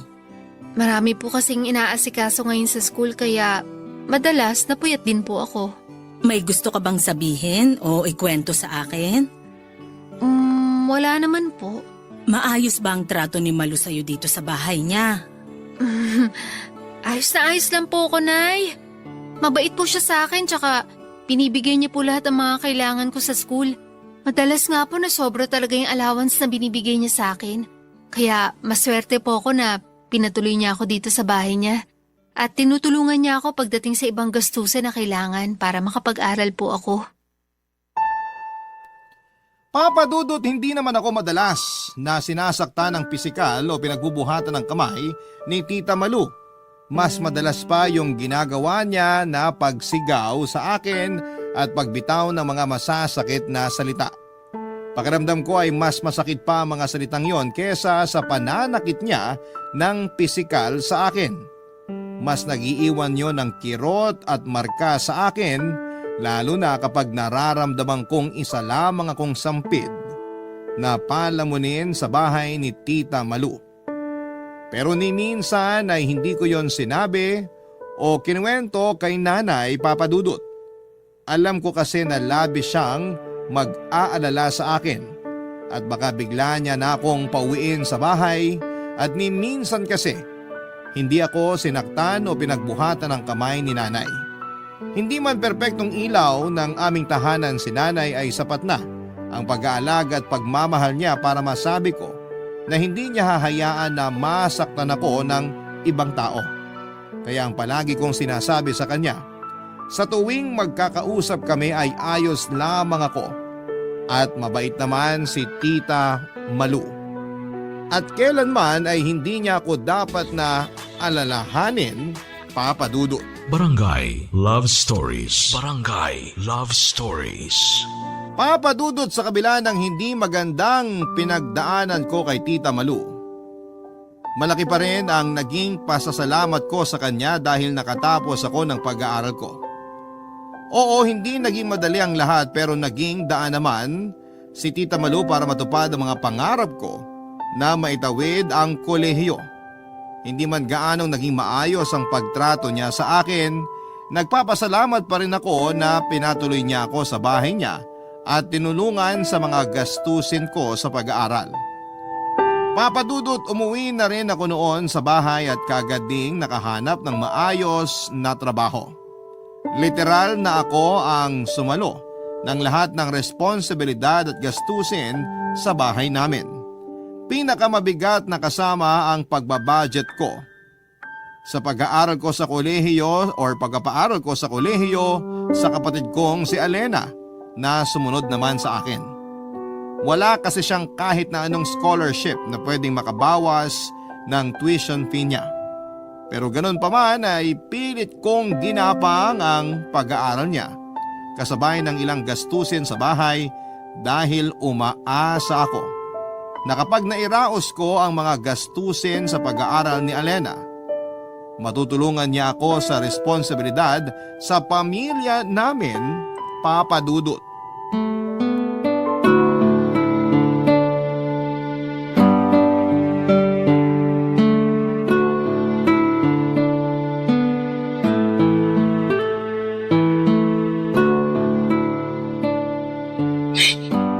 Anong plano mo ngayon? Hindi ko nga po alam, Nay. Kailangan malaman na to ng ate mo habang maaga pa. Natatakot po ako, Nay. Alam ko. Pero hindi mo pwedeng itago sa kanya ng matagal ang sitwasyon mo ngayon. Malalaman at malalaman din niya ang ginawa mo, Alena. Ate, Annalyn, ang aga mo naman yatang nakauwi ngayon, anak. Dapat nga po kanina pa ako nakauwi kasi maaga ko natapos yung trabaho ko, Nay. Kaya lang, ang traffic naman po banda dun sa may tulay kasi may banggaan na naman po ng truck at kotse dun. Grabe tuloy yung traffic na mapadaan yung jeep namin dun kanina. Madalas talaga na may nangyayaring aksidente doon. Ay, sandali nga lang at ipagtitimpla kita ng kape mo. ako na po magtitimpla ng kape, Nay. Ako na. Samahan mo na lang dyan ang ate mo, Alena. Sige po, Nay. Kala ko gabi pa ang tapos ng klase mo kapag ganitong Biyernes, Alena. Ate, nag-text sa isang kaklase ko yung professor namin para sabihin na hindi siya makakapasok sa klase namin mamaya. Kaya umuwi na lang din ako ng maaga dito sa bahay. Mabuti naman kung ganun. Anong ibig mong sabihin na mabuti naman, Ate Annalyn? Mabuti naman at naisipang mo umuwi na lang dito sa bahay.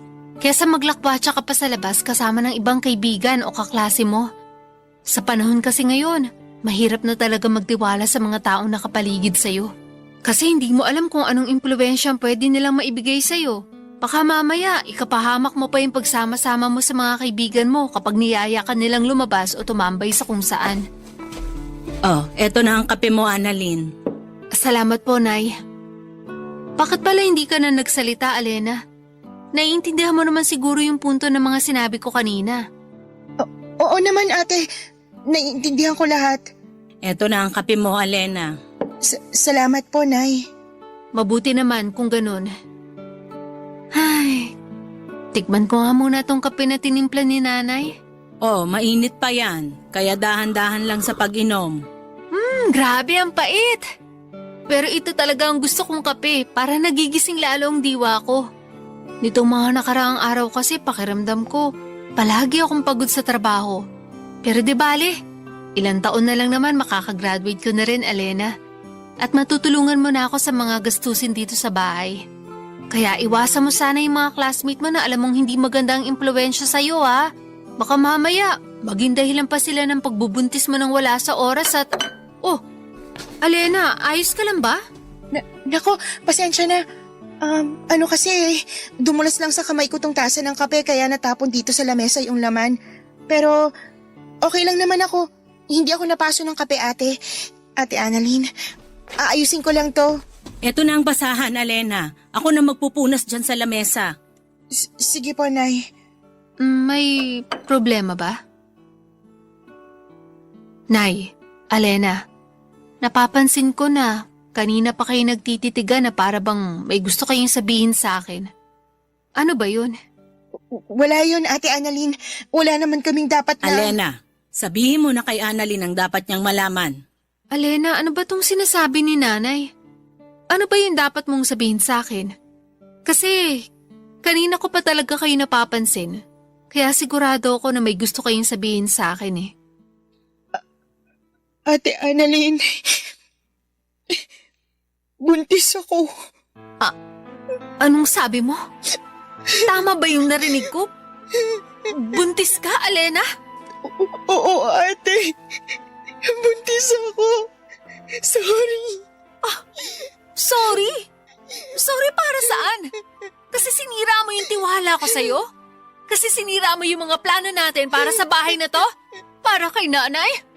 O sorry kasi sinayang mo lahat ng perang pinagpapaguran ko para lang makapag-aral ka. Ano, Alena?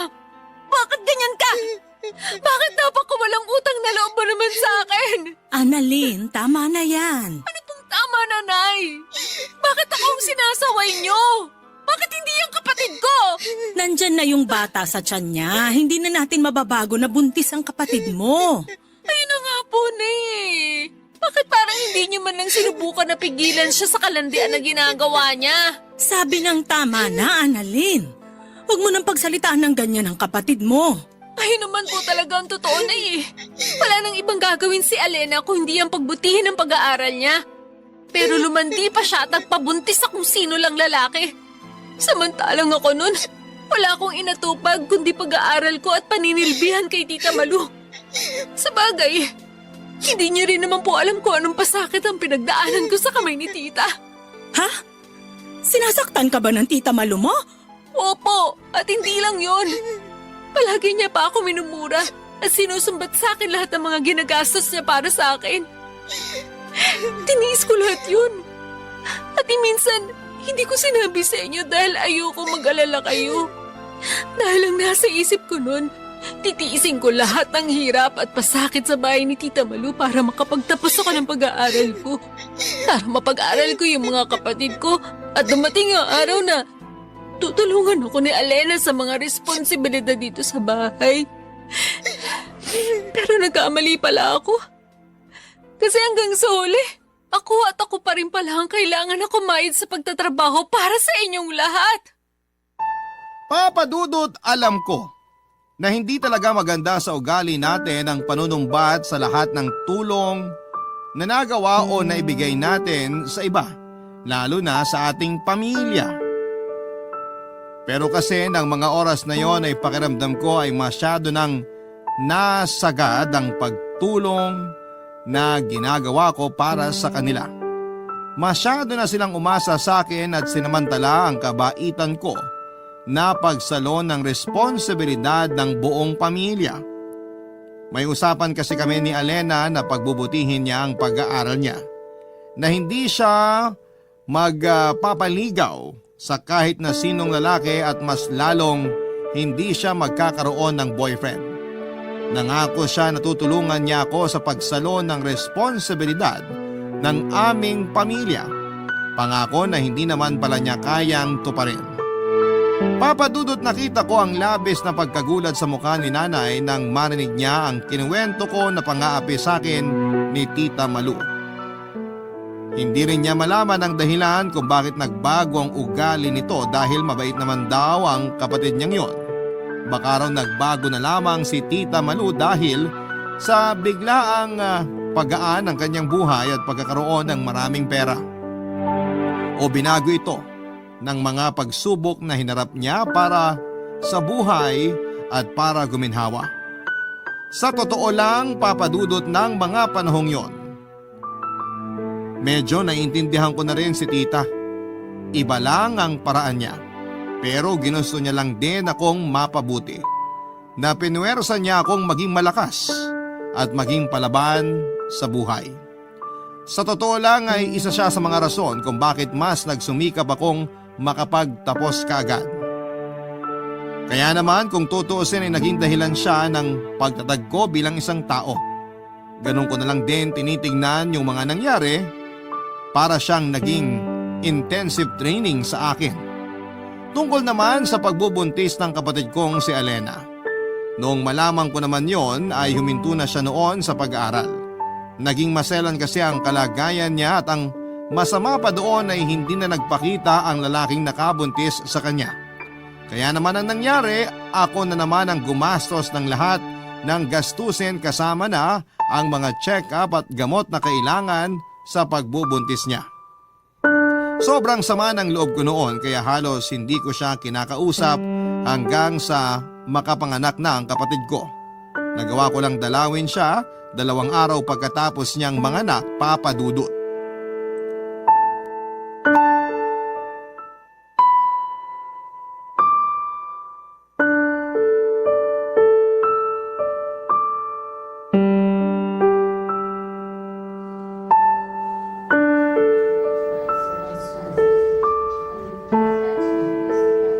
Kamukhang kamukha mo talaga ang baby mo, Alena. Lalo na kapag ganyan na mahimbing ang tulog niya. Oo nga po, Nay. Mula sa mata, ilong, labi, hanggang sa maputing kutis ni baby. Namana niya sa akin lahat. Mabuti na lang talaga dahil sigurado ko na lalaking maganda ang baby mo. Lalaki siyang maganda at mabuting tao. Ate Annalyn, Kumusta ka na, Alena? ayos naman ate. Pasensya ka na kung ngayon lang ako nakadalaw dito sa ospital. Nag-overtime pa kasi ako sa trabaho ko. Okay lang, naiintindihan ko. Hindi ka ba nahirapan sa panganganak mo? Hindi naman ate. Ang sabi ng doktor, nakakabilib daw ako kasi hindi ako kagaya ng ibang naging pasyente nila na inabot pa ng ilang oras sa pagle-labor. Mabuti naman. Anak, tingnan mo ang baby ni Alena na karga niya. Kamukhang kamukha ng kapatid mo.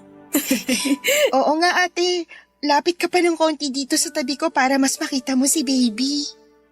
Hindi ba siya magigising kapag lumapit ako dyan? Hindi, Annalyn. Mahimbing ang tulog ni baby kaya hindi kagad siya magigising. Liga na dito sa tabi ng kapatid mo para makita mo kung gaano kaganda ang pamangkin mo. Sige po. Oo nga. Kopyang-kopya niya ang mukha mo, Alena. Ganyan na ganyan din ang mukha ng kapatid mo nung pinanganak ko siya. Kamukha niya nga po yung mga baby picture ni Alena, Nay. Ang taba ng pisngi. Tapos, namumula pa. Kaya hindi may pagkakailang akong nanay niya. Mabuti na lang talaga at hindi ka nahirapan sa panganganak sa baby mo, Alena. Yung iba kasi, di ba, kapag first time nila manganak, nahihirapan talaga sila. Tsaka nabanggit ni nanay noon na sinabi ng doktor na magiging masela ng pagbubuntis pati na ang panganganak mo. Nasunod ko rin daw kasi lahat ng mga bilin ng doktor, lalo na pagdating sa mga gamot na kailangan kong inumin. Alena, pasensya ka na kung wala ako dito sa tabi mo nung manganak ka. 2 araw pa ang lumipas bago kita nadalaw dito sa ospital. Ayos lang ate. Naiintindihan ko yun. Sorry talaga. Sorry kung naging pabigat ako na kapatid sa'yo tapos nagdagdag pa ako ng panibagong pabigat sa buhay mo. Hindi totoo yan. Kung ano man yung hindi magandang salita na nabitawan ko sa iyo noon, kalimutan mo na yun. Hindi ko naman kasi talaga dapat na sinumbat sa inyo lahat ng sakripisyong nagawa ko. Pamilya tayo. Kaya kailangan na hindi ako mapagod na tulungan at suportahan kayo. Annalyn, anak. Sorry din, ha? Isa pa po kayo, Nay. Hindi niyo po kailangan na mag-sorry sa akin. Tama ka kasi sa sinabi mo na masyado na naming binigay sa iyo ang mabigat na responsibilidad sa pamilya natin. Kung alam ko lang talaga na sinasaktan ka ni Malu, hindi ko na hinayaan pa na. Tapos na po yun, Nay. Nangyari na po lahat ng yun. Isa pa, sa kabila ng mga nangyari, nagpapasalamat pa rin po ako kay Tita Malu. Dahil malaki ang naitulong niya para makapagtapos ako ng kolehiyo ko. Tsaka ang mahalaga naman po ngayon, yung kasalukuyan natin at future ng pamangkin ko. Yun na lang po ang isipin natin, kung paano natin mas mapapabuti ang buhay natin. Promise ate, kahit may anak na ako, gagawin kong lahat para makatulong sa'yo at sa pamilya natin. Basta wag kami ang palagi mong uunahin, Alena. Ngayon may anak ka na, Mas itutok mo sa kanya ang atensyon mo. Huwag kang mag-alala. Tutulungan ka namin palagi ni Nanay. Nandito lang ako palagi sa tabi niyo ni Baby. Papadudot nang malaman ko noon na buntis si Alena ay nakaramdam ako ng paninikip ng dibdib ko. Medyo nahirapan akong huminga dahil sa halo-halong emosyon na nararamdaman ko. Magkakahalong galit, sama ng loob, inis at matinding lungkot ang nasa dibdib ko kaya kaagad na sumabog ang luha ko. Hindi ko na rin napigilan ang mga salitang nabitawan ko noon kasama na nga ang panunumbat sa lahat ng sakripisyo na nagawa ko para sa pamilya ko. Oo, walang pumilit sa akin na saluhin ang responsibilidad na yon at palagi akong may choice na hindi yon tanggapin. Pero bilang panganay at lumaki sa pamilya na tinatatak sa isipan ko na kailangan kong gawin ang lahat ng yon, tinanggap ko nang ako ang unang aasahan nila na tutulong para guminhawa ang buhay ng aming pamilya. Pero umaasa ako noon na hindi lang ako ang gagawa ng pagsalo ng responsibilidad na yon. Umasa ako na tutulungan ako ng mga kapatid ko lalo na ni Alena. Kaya naman sobrang sumama talaga ang loob ko nang malamang ko na buntis siya at hindi pa pananagutan ng lalaking tatay ng baby niya. Pakiramdam ko kasi noon ay naging sobrang makasarili ni Alena, Papadudot. Buong buhay ko kasi noon ay wala akong ibang inisip kundi ang pamilya ko at kinabukasan nila. Tapos ayon si Alena magpapaligaw at magkakaroon ng boyfriend nang hindi pinapaalam sa amin. Nagpakasaya siya sa perang pilit kong pinaghihirapan na kitain sa trabaho ko. Hindi niya pinahalagahan ang effort na ginagawa ko para sa pamilya namin. Pero nang malaman nila nanay ang tungkol sa mga pinagdaanan ko kay Tita Malu ay nakita ko naman ang pagsisisi sa mukha nila. Nakita ko na hindi niya naman talaga ginusto na mahirapan ako sa responsibilidad na sinalo ko para sa pamilya namin. Akala ko, Papadudot, ay magtatagal pa ang sama ng loob na nararamdaman ko kay Alena. Pero nang makita ko ang pamangkin ko ay kaagad na nabawasan ang sama ng loob na nararamdaman ko. Narealize ko na hindi ako dapat magalit sa baby ni Alena dahil wala naman itong kasalanan sa naging sitwasyon namin. Hindi rin ginusto ni Alena na iwanan siya ng lalaking nakabuntis sa kanya. Kaya nagkapatawaran na rin kami ng araw na yon. Nang sumunod na taon ay pinagpatuloy ni Alena ang pag-aaral niya at nagawa niyang tapusin ang kolehiyo. Tinulungan niya rin ako na pag-aralin ng iba pa naming mga kapatid nang magkaroon na siya ng trabaho. Nagtulungan kami sa pagpapalaki sa anak niya at mga gastusin sa aming pamilya. Siguro nga, Papadudot, ang aral na maiiwan ko sa araw na ito mula sa sulat kong ito ay pahalagahan natin ang ginagawa ng ating pamilya para sa atin. Pahalagahan natin ang pagsasakripisyo na ibinibigay ng mga breadwinner ng ating pamilya. Dahil sa totoo lang, hindi madali ang maging breadwinner. Hindi madaling saluhin ang responsibilidad ng mga magulang, pero walang hindi kakayanin para sa mahal nating pamilya. Dito ko na po tatapusin ang sulat ko, Papadudot. Ang inyong forever kapuso at kabarangay, Annalyn.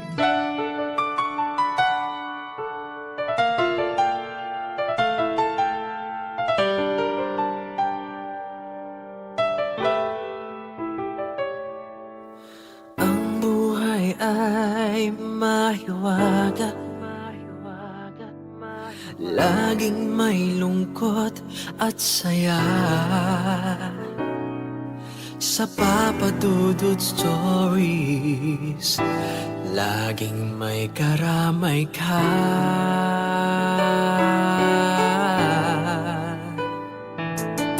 Mga problemang kaibigan, dito ay pakikinggan ka. Sa Papadudot Dudut Stories. Kami ay iyong kasama dito sa Papa Dudut Stories. Ikaw ay hindi nag-iisa.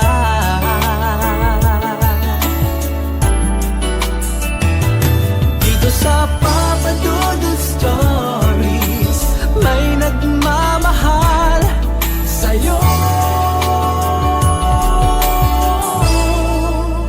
Papa Dudut Stories, Papa Dudut Stories.